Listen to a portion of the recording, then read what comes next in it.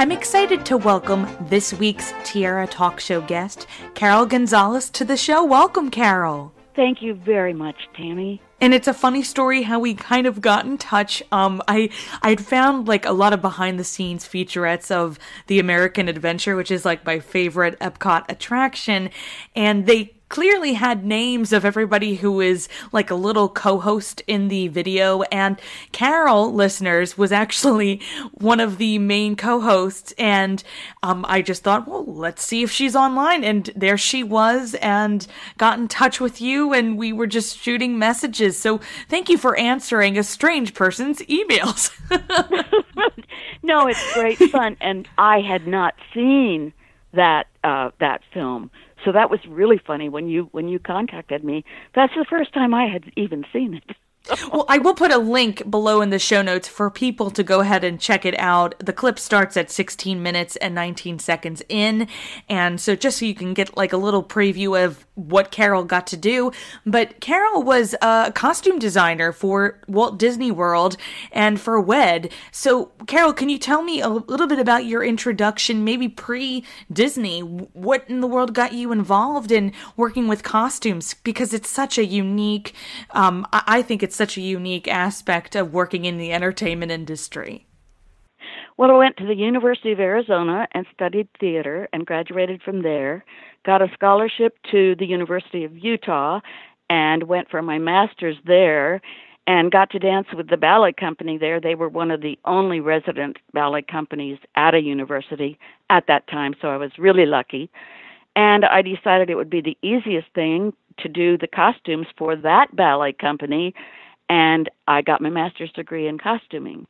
But then I went to New York and wanted to be a star, and that didn't pan out. I worked some, enough to support myself, and then I came back home and got married and was in Southern California and was costume director for Knott's Berry Farm originally, and met the people at Disney, and we became friendly. And when these special projects came up, they got in touch with me, and I went to work for Disney. The costume designer was at the park, was based at the park, and I worked directly under him as a costumer, sort of a liaison between that designer, the designers up at WED, and the powers that be. So, was the American Adventure the first attraction you worked on, or was there something previous to that? It was up there. It was, what was the car one? World of Motion, right? That's it. That was the first one we completed up there. And then we went to work on American Adventure. And the man who started that was Randy Bright, and I happen to know him personally, and I probably should not say it, but American Adventure was my very, very favorite. the whole project. I love that video in particular features a lot of Randy explaining the hard work that went into that project, and sadly he passed away early, or way too early. And so what was that experience working with him individually, because he seemed to know what he wanted? Well, he did. He had a definite vision, and since we had become friendly, he lived here in Yorba Linda, where I live, and our boys played soccer together. That was our intro, and it was really just happenstance that I got assigned to that. And he had a definite vision, and everything was very, very detailed. We went way back and researched the world to get it right, in our estimation. And he was wonderful to work for because I'm detail oriented as well. So we really clicked. And all the other people, from WED were there working on the same projects. So that was Marty Sklar, and it was fabulous. Just fabulous. There was so much going on at EPCOT, and everybody was trying to hit those, last minute quotas because, EPCOT was going to open very soon, and all these people were going to be introduced to these attractions, which is why we have the TV special that I have linked in the show notes below, because you guys were prepping and showing the craftsmanship and the hard work that was going into this final product, and which was a unique it was a unique visual experience to watch it, because we don't usually get that behind the scenes glimpses often, because, you want to preserve the magic. But again, it just makes it all the more interesting, and the admiration for the Imagineers and everyone who worked on that project, it just grows for me in my point of view. How long do you think that the process took from beginning to end? Because it sounds like you were on board from the very beginning. I was, and it was probably 3 years, 4 years. I kind of forget, my past life, but it was about that. And we had what they called buy-offs up at WED. Everything would be completed for a particular figure or audio animatronic figure or whatever, and we'd have buy-offs like at dawn. We were struggling with some really serious deadlines, so we were all burning the midnight oil. I can only imagine, because you have to do. You have to cover, I think it was over 35 auto animatronics, correct, that you had to work on? And everybody is so unique. And in the video itself, you were explaining that sometimes it takes hours to just put the costume on and to work with it to see, how it's going to react with the movement, because you can't really tell. It's not a human being, obviously. So can you go step through step, with how that kind of worked out for just testing everything out and making sure it was working along with the audio animatronic itself? Yeah, the figures themselves, we would, of course, measure and whatnot, and try to scale things to the movement that they did. But they all have automatic underwear, long johns, and it's made of a stretchy fabric, very elastic, so that the garments themselves won't get caught in the joints, like at the elbows or the thighs or the knees or whatever. But oftentimes, we would be kind of off track, and it wouldn't quite work the way we had envisioned, and we'd have to start all over again with another set of long underwear that would work better, and then go with the regular garment.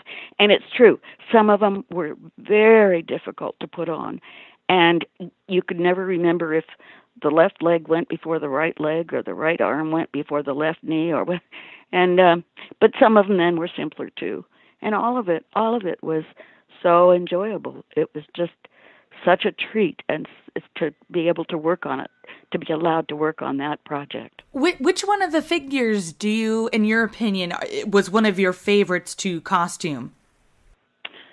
Oh my goodness. Who's on the horse? George Washington was on the horse, I believe. Because he doesn't talk at all. Yes. Now, see, you've looked at it more recently than I have, so I have to go way back. No, it's okay. I was just there. Oh, good. You can give me all the hints. I loved that. That was great fun.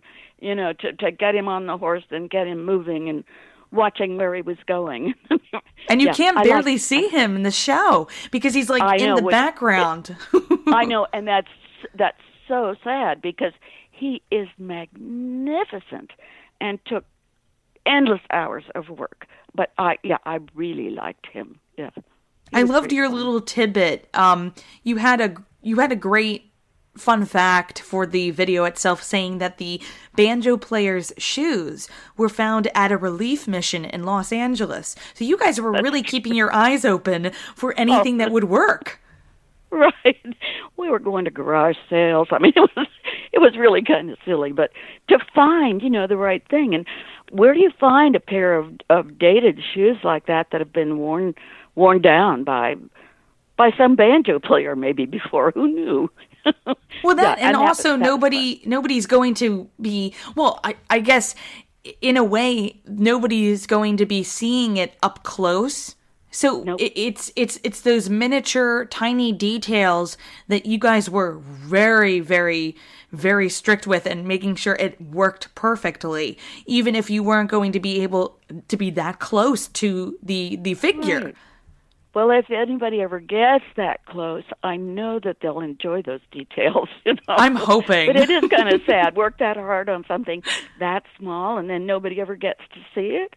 Well, apparently they have tours. They have a 4-hour tour that goes from Magic Kingdom to Animal Kingdom, and I believe it ends in Epcot at the American Adventure, and they take people right behind the set to see how it works, and I'm desperately hoping I can get to one of those tours.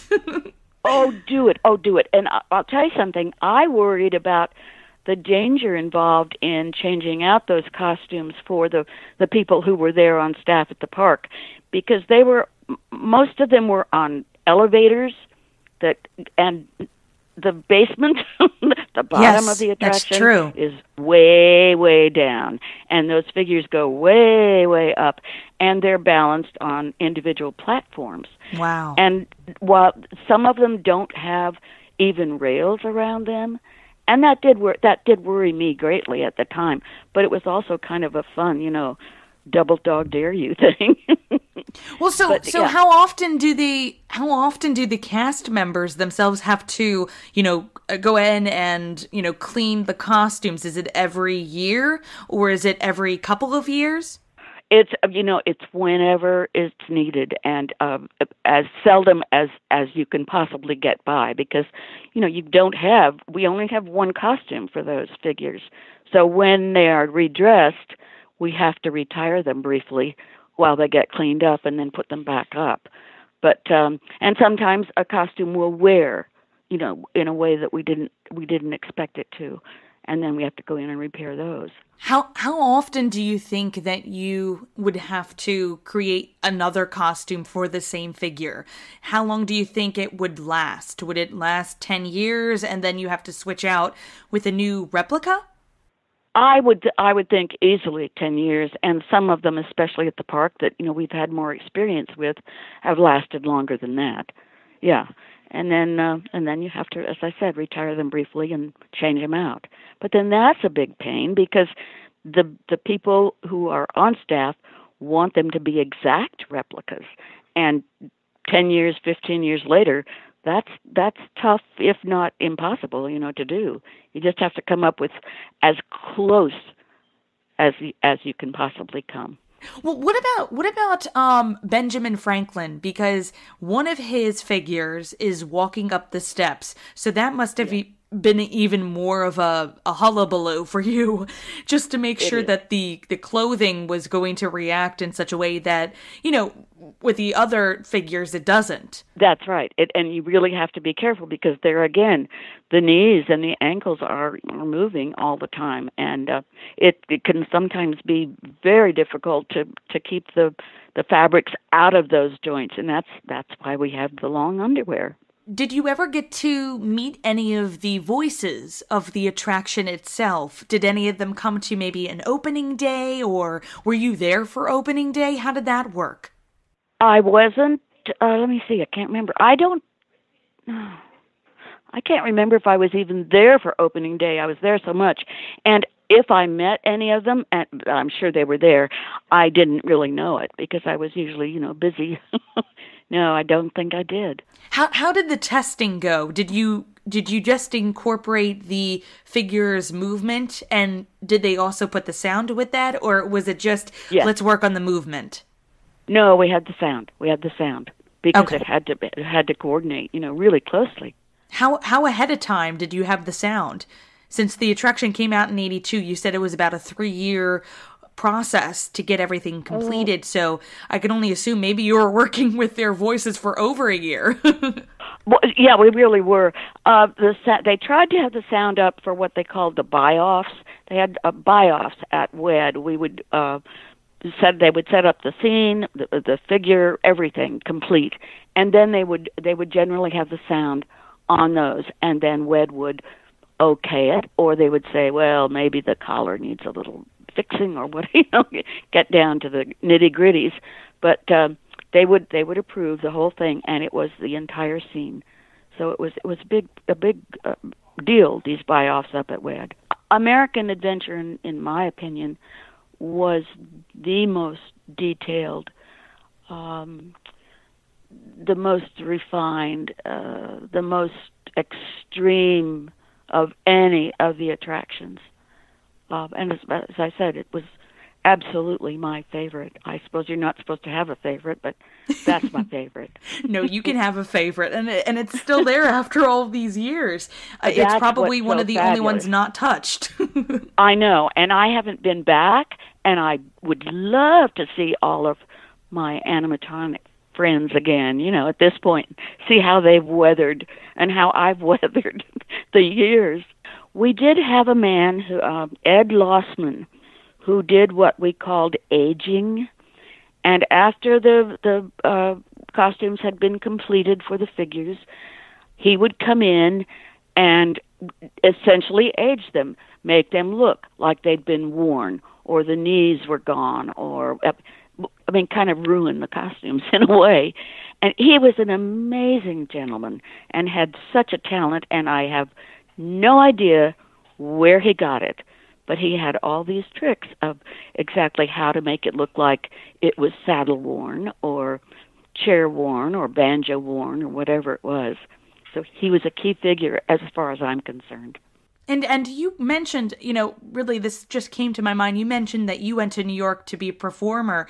And when I watched this video, you were one of the most natural speakers in the video. So I was like, oh, she knows what she's doing. And I kind of thought you would host the rest of the program because you're so natural in front of the camera. And it seemed like it was like a one-take wonder with you, that you kind of just went along with the scenes, which is great. So it was, is that why they specifically chose you? I don't know. They just called me one day and said, would you be willing to do this? And I said, sure. And they came out to the shop that we had off property near Disneyland, and we shot it right in the workroom. And the guys who were shooting it were fabulous, and we got the giggles over things. And it was a one shot thing. They showed me a script of what I was supposed to say, and it was pretty easy. I loved it. It was, back to my performing days. Well, it was cool to see that some of the people in the background, there was this one particular lady behind you on the left-hand side that was looking directly at the camera and trying not to smile, and it just made me laugh. Well, as I said, I haven't even seen the whole thing, but that would have made me laugh too. And all the Stitchers they were teasing me, of course, in the workroom. And they were giggling and trying not to giggle, but and it was fun to have them in the background, and they were really working. They didn't stop working. No, yeah, they were doing their own thing, and usually it's like, who's behind the curtain, you know what I mean? And sometimes they don't like to be put front and center, but they did a great job.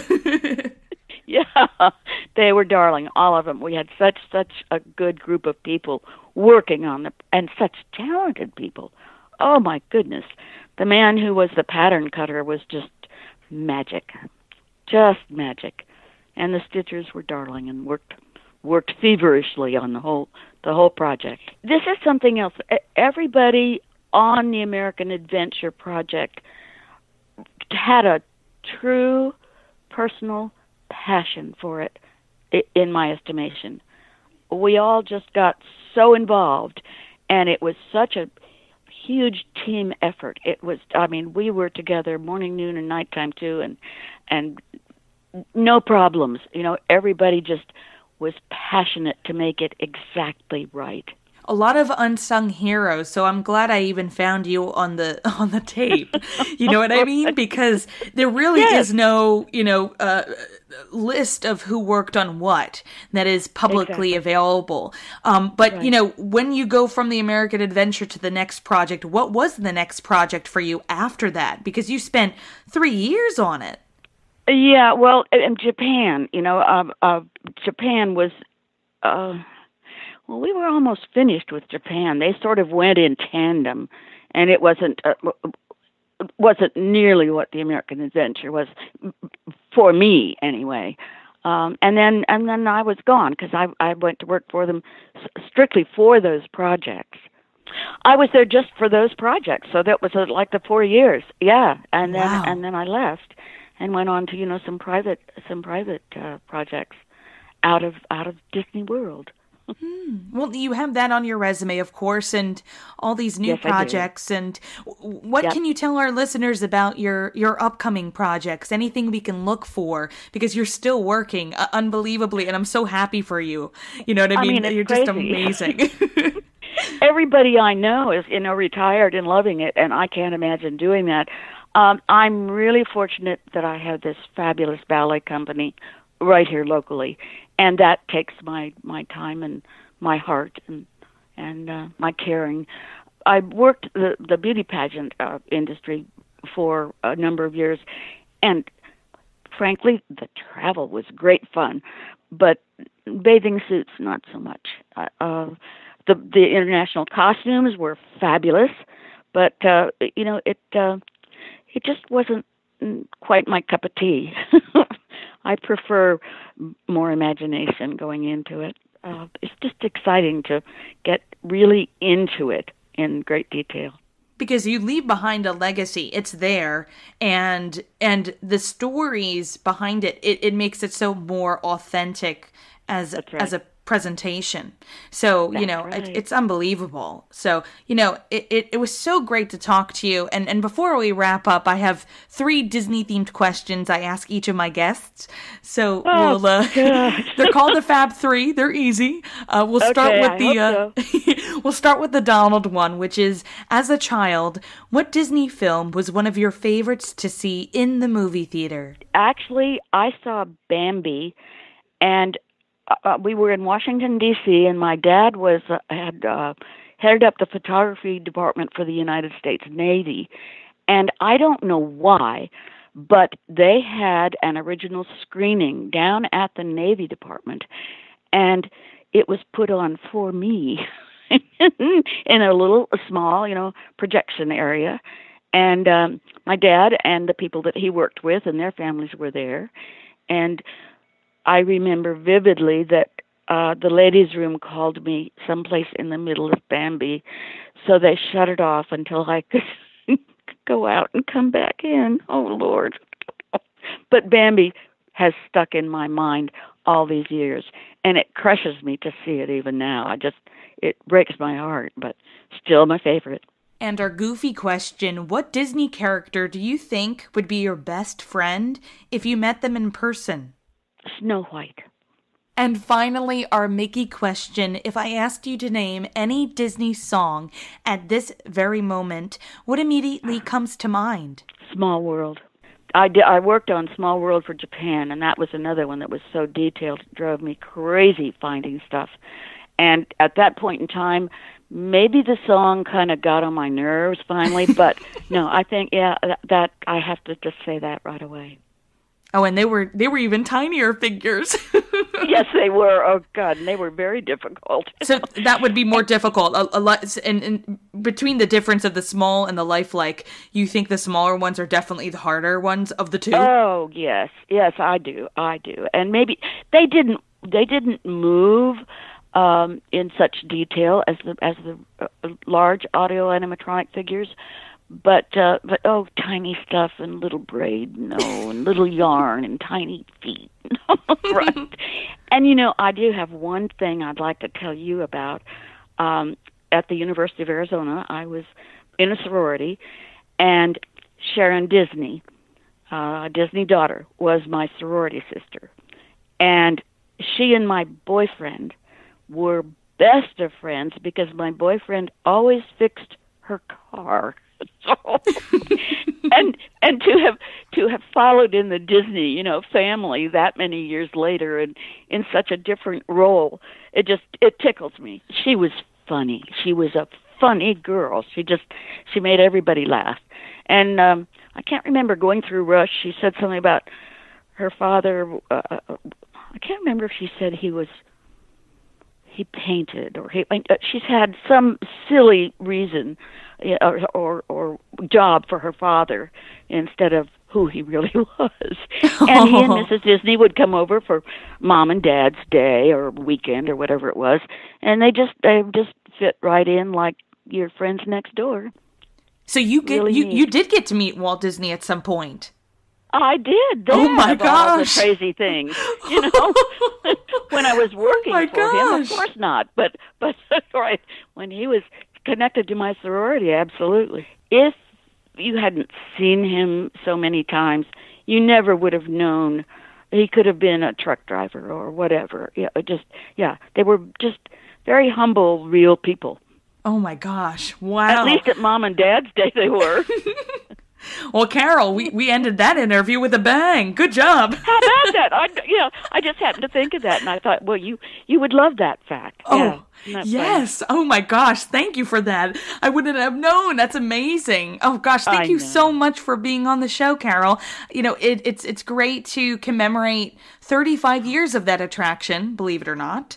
And I'm so glad I could finally talk with you about it. I'm delighted. And someday I'd like to see the whole film. You know, I had no idea. Oh, God. And it's fun to get acquainted with you, too. I hope we can follow up with each other, just keeping tabs.